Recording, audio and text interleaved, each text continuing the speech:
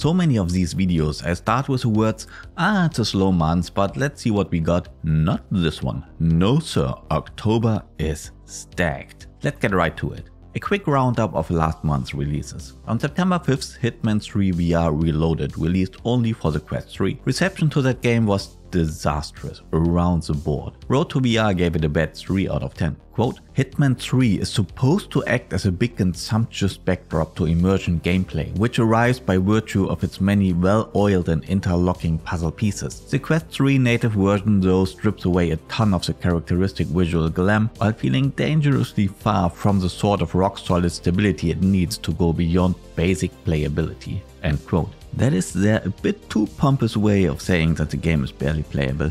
Later that month, the Alice in Wonderland themed puzzle game Escaping Wonderland released to universal acclaim. Mixed really liked it. Quote, to be honest, I have rarely tested a game that gave me so little to criticize as Escaping Wonderland. The controls are precise and the perspective is perfect for VR newbies. The level design is clever and the graphics are coherent. The playing time of 4 to 5 hours is also just right for a VR adventure of this kind. For me, this is an absolute must-have title for anyone seeking a change in a virtual reality dominated by shooters. End quote. The last one we are going to mention here is the official VR port of Metal Hellsinger that released on September 26th only on the Quest 4 now. This one got a bit of a mixed reception, the main critique being that it is held back by the Quest hardware. Upload VR were particularly harsh, giving the game a 2 out of 5. Quote, the novelty of Metal Hellsinger VR showcases how the original's premise remains strong after 2 years. Despite having a decent list of visual and accessibility options to improve the experience, the Quest 3 version is heavily compromised by technical shortcomings. The stellar soundtrack is still a good incentive to push through despite everything, but given the current state of this version, you are better off playing Metal Hellsinger in a non-VR fashion. End quote. The game comes to Steam and the PSVR 2 on October 3rd, so let's hope that these versions, unencumbered by the Quest's hardware limitations, fare better.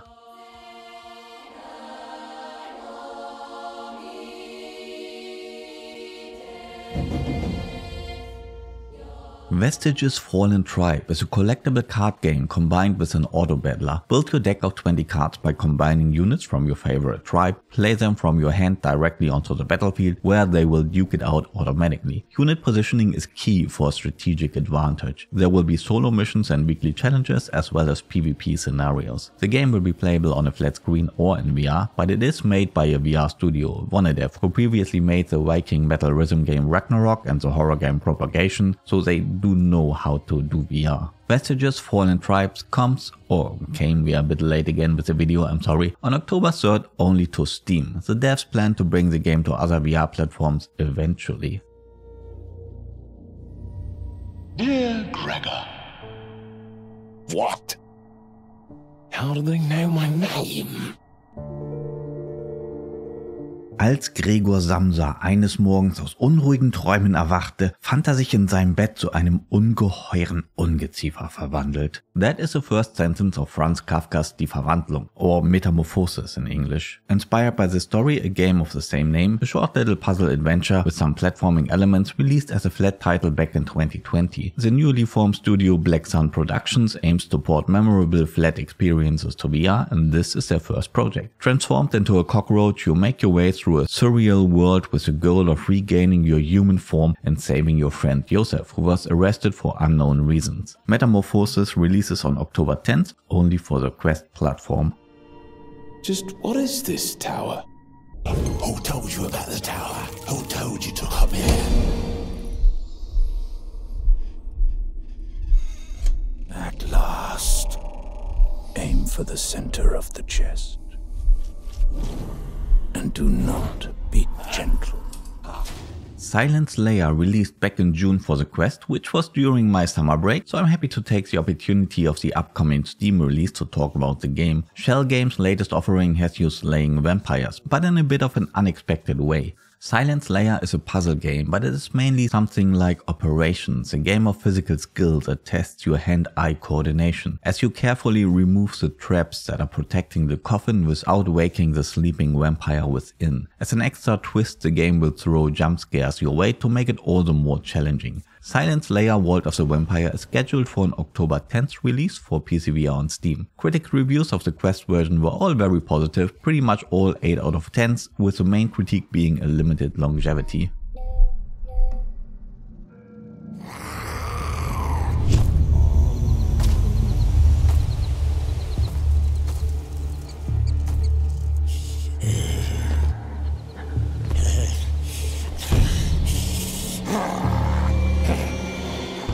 Arizona Sunshine is the original co-op VR zombie shooter, all the way back from 2016, the year the Oculus Rift was released, the very early days of modern VR. While the game is kind of a cult classic status at this point, it has aged very poorly. VR has come a long way in these few years. If I had to name one VR game that would benefit from a remake, Arizona Sunshine would probably be my first choice, so I do approve of this project. Vertigo Games have released a sequel to the game last winter, for which they very successfully modernized all its systems, and they are now bringing all of that to the original. The game has a shortish campaign that you can play solo or in 2-player co-op. Additionally, there's a 4-player co-op horde mode. The remake includes all DLC, and there will be a $10 upgrade pass for everyone who already owns the original, which is a great deal. Arizona Sunshine Remake releases on October 17th on all major VR platforms.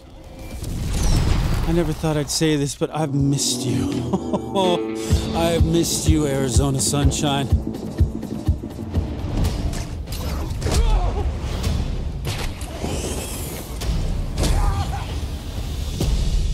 This rat cult spreads through Gotham like a plague.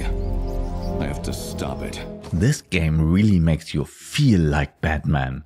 That's probably the reaction Meta-owned studio Camouflage is hoping to get. Batman Arkham Shadow is an official entry to the iconic Batman Arkham series by Rocksteady Games. Only that Rocksteady have nothing to do with this one. Gotham City is under attack by a new threat. The Rat King and his followers riot across the city, preparing for the ominous Day of Wrath. As Batman, you'll brawl your way through the city to prevent this day to come. Use iconic gadgets, meet iconic characters, there's a lot of iconics here. Batman Arkham Shadow comes exclusive to the Quest 3 on October 22nd. This is Meta's first big Quest 3 exclusive and undoubtedly there to sweeten the prospect of a hardware upgrade. While Quest 3 usage is growing steadily, it is still far behind its predecessor, and this game is an effort to change that. And it looks awesome, it's a really well made trailer. Personally, I'm not interested in the Quest ecosystem anymore, but still, I hope this is going to be good for all you Quest 3 users out there. By the way, the Quest 3S comes on October 15th or 16th or 18th, depending on whom you ask. That's a worse but cheaper version of the Quest 3. If you buy that or the original Quest 3, you'll get a copy of Arkham Shadow for free. That might be a decent deal.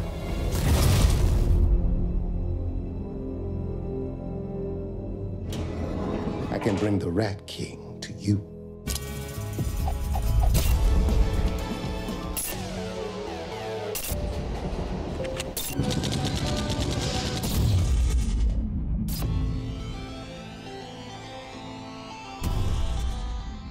Shoot to kill, kill to move. That is the idea Meat Space Interactive are pitching with Vendetta Forever, a game published by In Dreams. The premise is simple, you can only move on kill, so you dash from one corpse to the next through a total of 60 short scenarios, making use of over 50 unique weapons, all inspired by old school action movies. The game is score based, higher difficulties will grant a higher score multiplier. There's a bunch of modifiers to fine tune the game experience, each of course with its own score multiplier. Similar to Pistol Whip for example. There will be online leaderboards for you to look at and marvel how the hell such scores are even possible. Vendetta Forever is scheduled for an October 24th release on the Quest and the PSVR 2.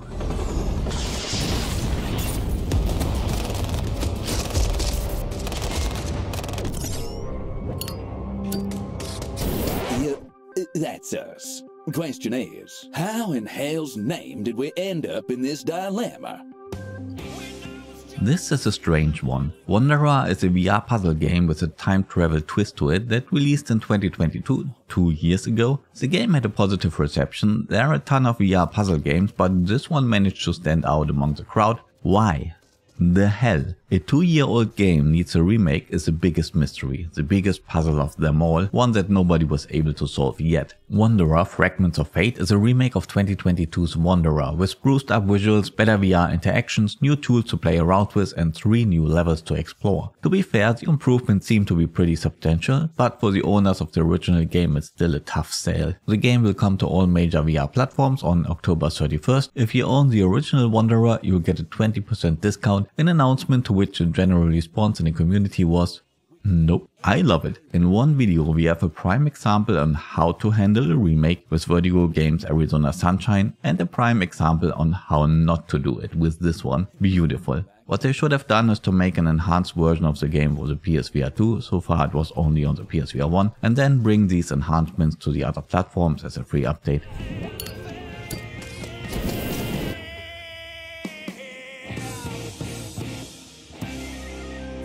It's been 25 years since Continuum. We've exterminated countless bugs. But the most deadly war in Earth's history still rages. We need to break the deadlock. It is 25 years after the Battle of Klendatsu. The arachnid threat is still as deadly as it has ever been, but the Federation has a new trick up its sleeve.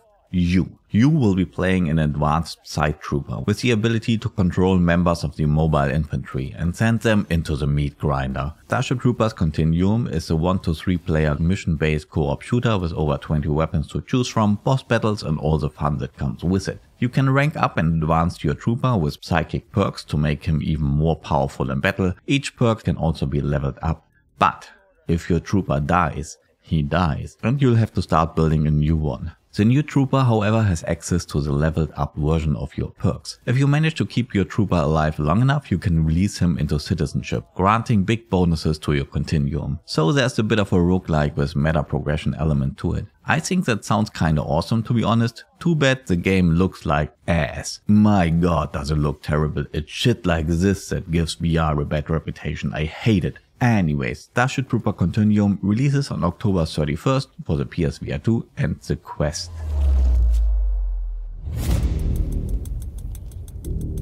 You want to know more? Pre-order now. Rico out.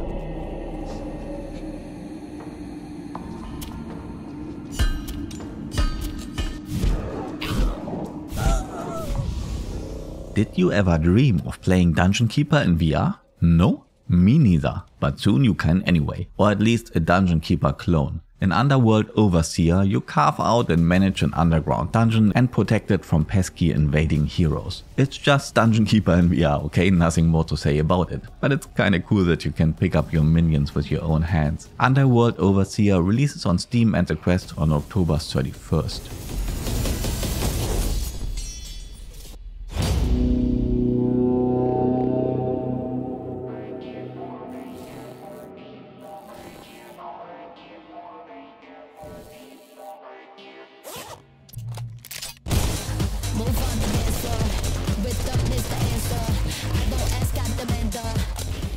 Frenzies is an upcoming VR arena shooter by Nearlight, a studio of the In Dreams group. While mainly inspired by the classics of the genre Quake and Unreal Tournament, this is supposed to be a more chaotic twist on the formula. Each match consists of 5 rounds, each round with a random game mode and random team composition. Gunplay is inspired by the previous In Dreams titles Fragments and Synapse. The game is fast paced and movement oriented, and I honestly think it looks like good fun. Frenzies will start its early access phase this month only on the Quest platform. The full release will also come to the PSVR 2, but we don't know yet when that will be. It's free to play, at least while in early access. They have a strange obsession with cosmetics in the trailer. That's obviously how they are planning to monetize. I guess the early access will also be a testing grounds for that.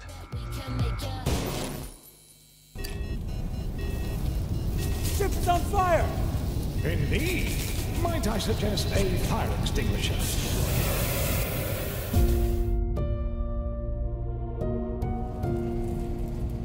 Are we?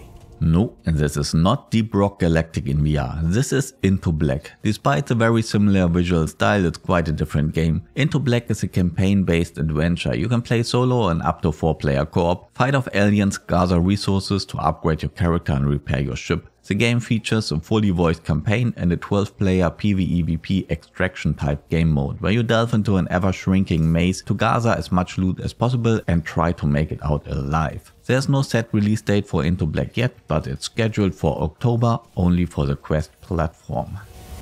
We're saved! Scratch that, we are once again unsaved. Whew, that was it for October, and we are just getting started. Some of the biggest hitters of the year are still to come, like Skydancer's Behemoth, Vertigo's Metro Awakening and Servia's Alien Rogue Incursion. Subscribe if you don't want to miss any of it, leave a like if you enjoyed the content, because it makes me happy. Tell me what you think about the upcoming games or which ones I did miss. I have a video about the Foglands coming up soon, so stay tuned if you are at all interested. See ya!